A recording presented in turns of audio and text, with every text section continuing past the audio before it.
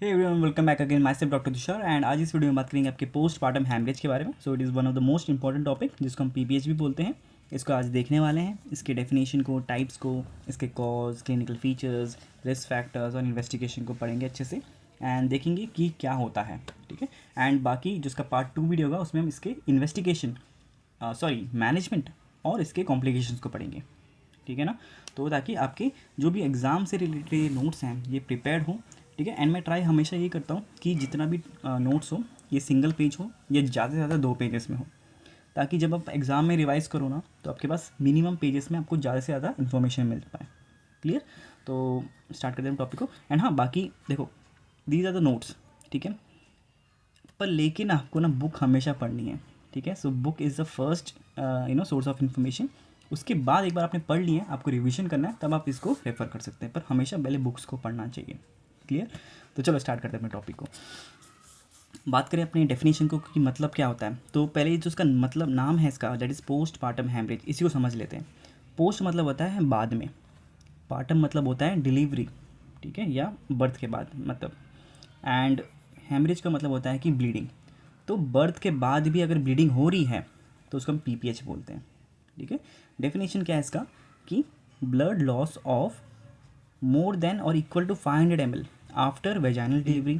ठीक है। तो वेजाइनल डिलीवरी के बाद भी अगर 500 ml के जितना या उससे ज़्यादा लॉस हो रहा है और 1000 ml से ज़्यादा या इक्वल सिजेरियन डिलीवरी के बाद हो रहा है with in 24 hours of child birth, इसी को हम क्या बोलते हैं, पोस्टमार्टम हैमरेज बोलते हैं। ठीक है। बात समझ आ गई ना। बात करें इसके टाइप्स की, तो इसके 2 टाइप्स हैं, primary PPH and secondary PPH. Primary PPH में क्या होता है कि it occurs with in first 24 hours of delivery. ठीक है। डिलीवरी हुई तो डिलीवरी के टाइम से आपके फर्स्ट 24 आवर्स जो होते हैं उसमें अगर ये ब्लीडिंग होती है, हैवी लॉस होता है ब्लड का, तो उसको हम प्राइमरी पीपीएच बोलते हैं। एंड सेकेंडरी पीपीएच कब होता है, it occurs between 24 hours to 6 weeks postpartum. ठीक है। तो ये आपको याद होना चाहिए कि टाइम पीरियड क्या है, ये इंपॉर्टेंट है बहुत।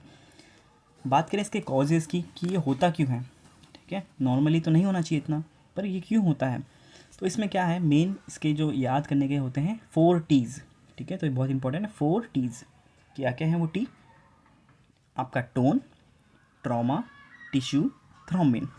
ठीक है। कैसे याद करोगे, टोन, ट्रॉमा, टिश्यू, थ्रोम्बिन। ठीक है। टी टी टी 4 T हैं। तो सबसे पहले बात करें टोन की। टोन का मतलब क्या है कि आपका जो यूट्रस का स्ट्रक्चर है ये उसकी टोनिसिटी है। ठीक है। क्योंकि देखो आपके जो यूट्रस है वो बिकॉज ऑफ चाइल्ड बर्थ उसका साइज़ इंक्रीज़ हो जाता है। ठीक है। तो हमेशा तो उतना नहीं रहेगा ना। एक बार बेबी बाहर आ चुका है, डिलीवर हो चुका है, तो वो अपने ओरिजिनल साइज़ में आ जाएगा यूट्रस। ठीक है। लेकिन अगर वो अपने ओरिजिनल साइज़ पे नहीं आ पाता है तो उसी को हम क्या बोलते हैं, यूट्राइन एटोनी। ठीक है। तो it is the most common cause, 70 to 80% में यही मतलब होता है कि वो अपने ओरिजिनल साइज़ में नहीं आ पाता है। ठीक है। अब उसके ओरिजिनल साइज़ पे नहीं आने पे क्यों ब्लीडिंग होती है वो आपको मैं अभी दिखाऊंगा। तो सेकंड आपका है ट्रॉमा। तो आपका है जेनेटल ट्रैक में कोई इंजरी हो जाए, ठीक है, जैसे वेजाइनल टीयर हो गया या यूट्राइन रप्चर हो गया है, तो इस रीज़न से भी ब्लीडिंग हो सकती है। नेक्स्ट है आपका टिश्यू, कोई रिटेन्ड प्लासेंटल टिश्यू रह गया है या वहाँ पे क्लॉटिंग हो गई है, तो उस रीज़न से भी आपका ये ब्लीडिंग हो सकती है। एंड फोर्थ है आपका थ्रोम्बिन, दैट इज़ आपका कोगुलोपैथी और क्लॉटिंग डिसऑर्डर है अगर मदर में, तो उस कंडीशन में भी कंटिन्यूस ब्लीडिंग होगी, क्योंकि जब एक बार प्लासेंटा डिटैच होगा आपके यूट्रस से, तो जो वहाँ पे जो कैपिलरीज हैं, ठीक है, वहाँ पे कोगुलेशन ढंग से नहीं हो पा रहा है, तो उस कंडीशन में भी ब्लीडिंग होगी ना, तो उसी को हम क्या बोलेंगे, थ्रोम्बिन वाला कॉज है ये। तो ये 4 कॉजेज़ हैं आपके, टोन, ट्रॉमा, टिश्यू, थ्रोम्बिन। अब देखो टोन की वजह से कैसे होता है, क्योंकि this is the most common cause, तो आपको मैं समझाता हूँ with the help of this balloon. ठीक है। अब आप समझ रहे हो कि ये जो बैलून है this is the original shape of the uterus. ठीक है। यूट्रस कुछ इस शेप में है ओरिजिनली। अब इसमें जब बेबी होगा तो वो फैल जाएगा, ये देखो। ठीक है। अब इसके अंदर बेबीज़ हैं। ठीक है। जो आपने हमारी प्रीवियस वीडियो देखी है तो उसमें जो ढोलू भोलू था वो इसी से हुए थे। ठीक है। तो अब इसमें बेबीज़ हैं, ये अपने ओरिजिनल साइज़ में कब आएगा, जब दोनों बेबीज़ बाहर आ जाएंगे। ट्विन प्रेगनेंसी के केस में अगर एक बेबी है तो सिंगल एक बेबी अगर बाहर आ जाएगा तो उसका साइज़ रिडक्शन हो जाएगा। अब इसमें क्या होता है कि इसका अंदर का अगर सरफेस आपको मैं दिखाऊं तो समझो कुछ इसमें ऐसे ऐसी, फॉर एग्जांपल ये आर्टरीज़ हैं। ठीक है।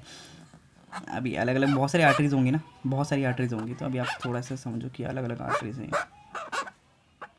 ठीक है। और इन आर्टरीज के अभी ओपन हो रखी हैं, अभी भी डिटैच हो रखी हैं प्लासेंटा से, तो इनकी आर्टरीज का माउथ ओपन है अभी, ठीक है। अब क्या होता है, नॉर्मली क्या होना चाहिए था कि जैसे ही इसका साइज रिडक्शन होता है यूट्रस का, अपने आप ही कंप्रेस हो जाएंगी, क्योंकि देखो साइज रिड्यूस हुआ,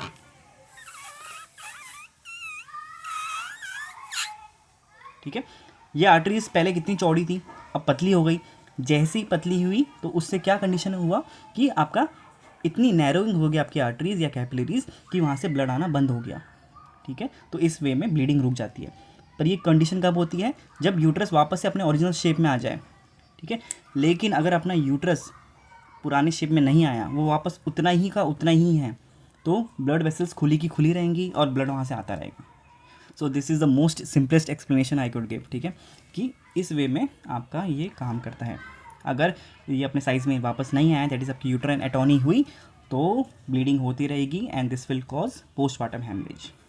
क्लियर, समझ गए ना अच्छे से? चलो ठीक है, अगर अच्छा लगा यार प्लीज़ ज़रूर से वीडियो को लाइक और शेयर कर देना एंड कमेंट भी कर देना ये टॉपिक कैसा लगा आपको, ये एक्सप्लेनेशन पार्ट। एंड सब्सक्राइब तो ज़रूर से कर लिया करो यार, प्लीज़ प्लीज़ प्लीज़ सब्सक्राइब कर लिया करो गाइस प्लीज़, ठीक है। अब बात करते हैं इसके क्लिनिकल फीचर्स की। अब देखा हमने कि भाई ब्लड ब्लीडिंग हो रही है, तो of course bleeding will be the clinical feature, so excessive vaginal bleeding and that will be bright red color blood, ठीक है। साइन ऑफ हाइपोवॉल्यूमिक शॉक भी लग सकता है, क्योंकि ब्लड लॉस हो रहा है, टैकीकार्डिया हो जाएगा, हाइपोटेंशन हो जाएगा। ये सब क्यों होगा, क्योंकि ब्लड लॉस हो रहा है, बॉडी से फ्लूइड का लॉस हो रहा है, तो ये सब कंडीशन तो होंगी ना, टैकीकार्डिया हो गया, हाइपोटेंशन हो गया, पेल एंड क्लैमी स्किन हो जाएगी, ठीक है। यूट्रस में feel soft and boggy if uterine atony is the cause, ठीक है। तो ये कंडीशन दोनों आपको कहाँ मिलेंगी, अगर यूट्राइन एटोनी होगी जो कि मोस्ट कॉमन कॉज है, तो आपका जो यूट्रस आपको बाहर से फील कैसा होगा, that will be soft and बॉकी टाइप, ठीक है, मतलब उसमें कॉन्स्ट्रिक्शन नहीं हो रखा है। तो ये हो गया आपका क्लिनिकल फीचर्स, ठीक है ना।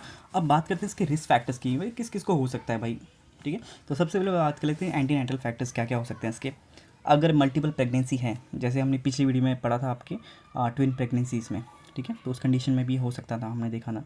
या आपका पॉलीहाइड्रोएमनियोस है, ठीक है, इस कंडीशन में भी हो सकता है कि आपका जो एमनियोटिक फ्लूइड है वो काफ़ी ज़्यादा है। प्लासेंटल कोई एबनॉर्मलिटीज़ है, उस रीजन्स पे हो सकता है, जैसे आपका प्लासेंटा प्रीविया हो गया, ठीक है, इन पे भी मैं सेपरेट वीडियो बना दूंगा आने वाले टाइम में। बाकी है कोई प्रीवियस हिस्ट्री ऑफ पीपीएच है अगर मदर में, तो तब भी हो सकता है। मैटरनल एनीमिया या ब्लीडिंग डिसऑर्डर है, तो ये सब कंडीशंस हैं, ठीक है, रिस्क फैक्टर्स हैं जिनको ये हो सकता है। बात करें कि इंट्रापार्टम फैक्टर्स क्या क्या हो सकते हैं, तो उसमें क्या होगा कि प्रोलॉन्ग्ड लेबर और प्रेसिपिटेट लेबर, ठीक है, यूट्राइन ओवर डिस्टेंशन या इंस्ट्रूमेंटल डिलीवरी, फोर्सेप या वैक्यूम, ठीक है, और सीजरियन सेक्शन। तो इन सब कंडीशन में भी आपके काफ़ी चांसेस हैं कि वो मदर पीपीएच में चले जाए, ठीक है। लास्ट बात करें इसके इन्वेस्टिगेशंस की कि हम कैसे इसको देख सकते हैं, कैसे पता लगा सकते हैं इसके बारे में। तो सबसे पहले आपको क्लिनिकल एग्जामिनेशन, जैसे एसएस यूट्राइन टोन, ठीक है, कैसा है इसका टोन, वो अपने वहाँ पर नॉर्मल शेप में आएगा कि नहीं आएगा, इसको एसेस करना है आपको। चेक फॉर एनी टीयर या रिटेन टिश्यू और ब्लड क्लॉट, कोई ब्लड क्लॉट तो नहीं रहेगा यूट्रस के अंदर, या कोई वेजिनल टीयर तो नहीं हो गया है, रप्चर तो नहीं हो गया यूट्रस, तो ये सब भी आपको अच्छे से चेक करना है। देन आपकी जो लेबोरेटरी टेस्ट है उसमें क्या कराएंगे आप, सीबीसी तो कराएंगे, क्या कि आपको हीमोग्लोबिन लेवल्स पता चले, क्योंकि हमने देखा कि ये आपके जो एनीमिया पेशेंट होते हैं, ठीक है, उनको भी हो सकता है, तो इसलिए ये चेक कर सकते हैं। बाकी कोगुलेशन प्रोफाइल जैसे पीटी हो गया या एपी टीटी हो गया, ये सब चेक कर सकते हैं कि कोगुलेशन होता है कि नहीं ब्लड का प्रॉपर टाइम में, ठीक है। जो हमने कॉज देखा था थ्रोम्बिन का, याद है ना आपको, जो चौथा कॉज था इसका। बाकी आपका ब्लड टाइप क्या है, cross matching for transfusion if needed, क्योंकि ब्लड लॉस होगा तो आपको वापस ब्लड ही चाहिए, ठीक है, रिप्लेसमेंट के लिए, तो उसके आपको ब्लड टाइप एंड ये सब भी पता होना चाहिए मदर का, ठीक है। एंड लास्ट आपका इसका आप इमेजिंग भी कर सकते हैं, जैसे अल्ट्रासाउंड तो हम यूज़ ही करते हैं सब जगह for retained products of conception, ठीक है, और यूट्राइन रप्चर, तो या तो यूट्रस में रप्चर है या कोई आपका प्लासेंटा का पार्ट वहाँ पे या लोब रह चुका है, अभी भी अटैच्ड है यूट्रस से, तो वो सब आप कैसे पता करेंगे, with the help of ultrasound. Clear, तो बस इतना ही था ये टॉपिक आपका पोस्टमार्टम हेमरेज का आज के लिए। नेक्स्ट वीडियो में हम इसके मैनेजमेंट को अच्छे से पढ़ेंगे, डिटेल में पढ़ेंगे, ठीक है। तो बस इतना ही वीडियो के लिए आज के लिए। आई होप आपको वीडियो अच्छी लगी होगी एंड आपको एक्सप्लेनेशन कैसी लगी and with the help of this balloon आपको कैसा लगा, तो ज़रूर से नीचे कमेंट सेक्शन में लिखना। अच्छी लगी तो वीडियो को लाइक करना, शेयर करना अपने फ्रेंड्स के साथ, एंड हाँ प्लीज़ सब्सक्राइब ज़रूर से कर देना। एंड हाँ, ये सारे नोट्स आपको हमारे टेलीग्राम चैनल पे मिल जाएंगे, जिसका लिंक नीचे डिस्क्रिप्शन में है। वहाँ पे आपको ऐसे ही बहुत सारे नोट्स मिल जाएंगे, वहाँ से आप फ्रीली आराम से डाउनलोड कर सकते हैं उसे। ठीक है, बस आज के लिए इतना ही, मिलते हैं नेक्स्ट वीडियो में। Till then take care, bye bye.